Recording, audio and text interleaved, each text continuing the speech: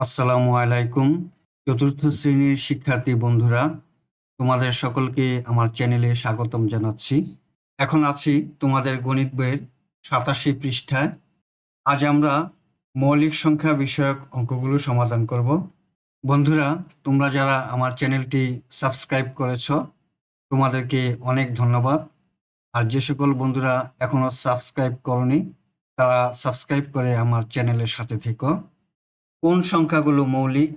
নিচের ছকটি লক্ষ্য করি। ছকের সংখ্যাগুলোর গুণনীয়কগুলোতে বৃত্ত দেই। ২ এর গুণনীয়ক হলো ১ এবং ২।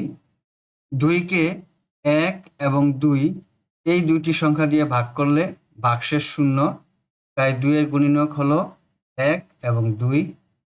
৩ কে ১ এবং ৩ এই দুইটি সংখ্যা দিয়ে ভাগ করলে ভাগশেষ শূন্য, তাই ৩ এর গুণনীয়ক হলো ১ এবং ৩। ৪ কে ১, ২ এবং ৪ এই তিনটি সংখ্যা দিয়ে ভাগ করলে ভাগশেষ শূন্য, তাই ৪ এর গুণনীয়ক হলো ১, ২ এবং ৪।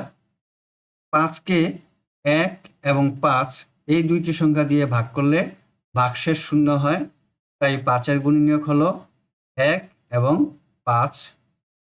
৬ কে ১, ২, ৩ এবং ৬ এই চারটি সংখ্যা দিয়ে ভাগ করলে ভাগশেষ শূন্য হয়, অতএব ৬ এর গুণনীয়ক হলো ১, ২, ৩ এবং ৬।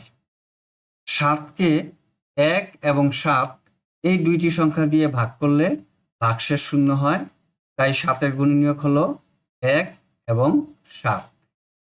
৮ কে ১, ২, ৪ এবং ৮ এই চারটি সংখ্যা দিয়ে ভাগ করলে ভাগশেষ শূন্য হয়, অতএব ৮ এর গুণনীয়ক হলো ১, ২, ৪ এবং ৮।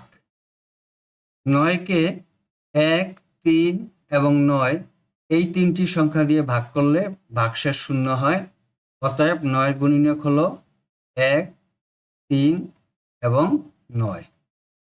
১০ কে ১, ২, ৫ এবং ১০ এই চারটি সংখ্যা দিয়ে ভাগ করলে ভাগশেষ শূন্য হয়, অতএব ১০ এর গুণনীয়ক হলো ১, ২, ৫ এবং ১০। আমরা ২ থেকে ১০ পর্যন্ত সংখ্যাগুলোর গুণনীয়ক নির্ণয় করতে পারলাম। ছকের কোনো সংখ্যার ২টি গুণনীয়ক, কোনো সংখ্যার ৩টি এবং কোনো সংখ্যার ৪টি গুণনীয়ক আছে।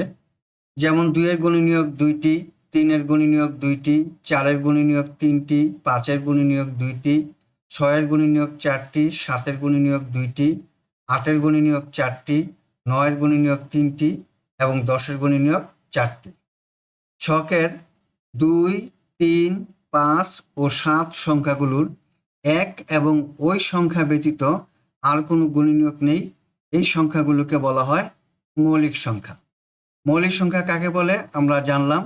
যে সংখ্যাগুলোর গুণনীয়ক ১ এবং ওই সংখ্যা ব্যতীত আর কোনো গুণনীয়ক নেই, এই সংখ্যাগুলোকে বলা হয় মৌলিক সংখ্যা। ৫ কে ১ এবং ৫ এই দুইটি সংখ্যা ব্যতীত অন্য কোনো সংখ্যা দ্বারা ভাগ করলে ভাগশেষ শূন্য হয় না, অতএব ৫ হলো মৌলিক সংখ্যা।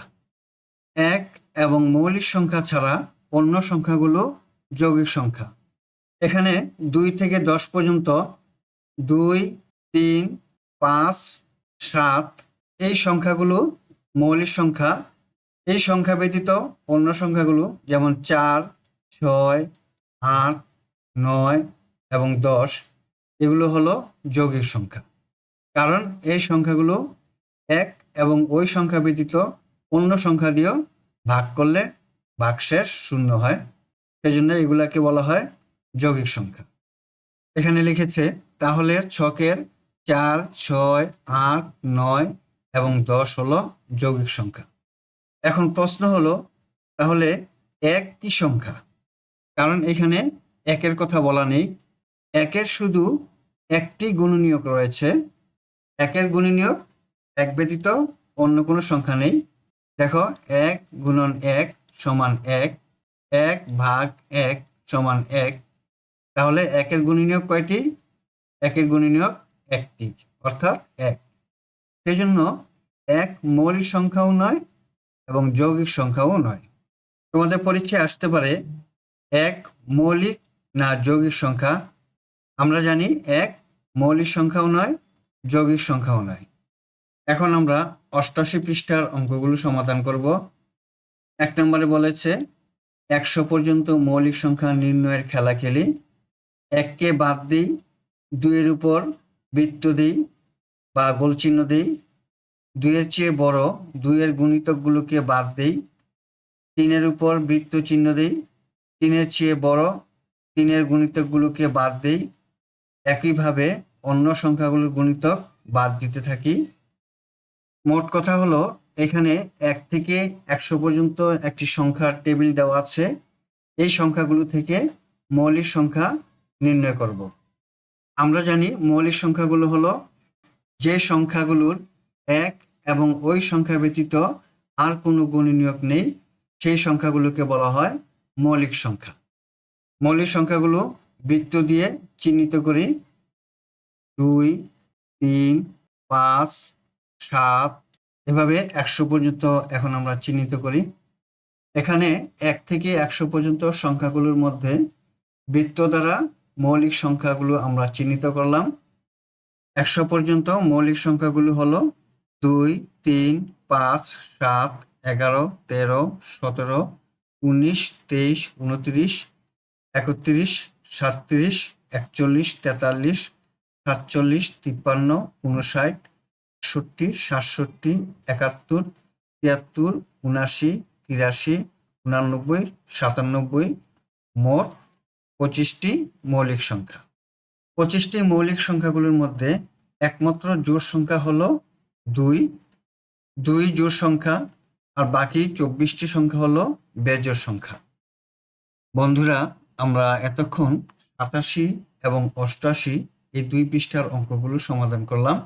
পরবর্তীতে 89 পৃষ্ঠার অঙ্কগুলো আমরা সমাধান করব।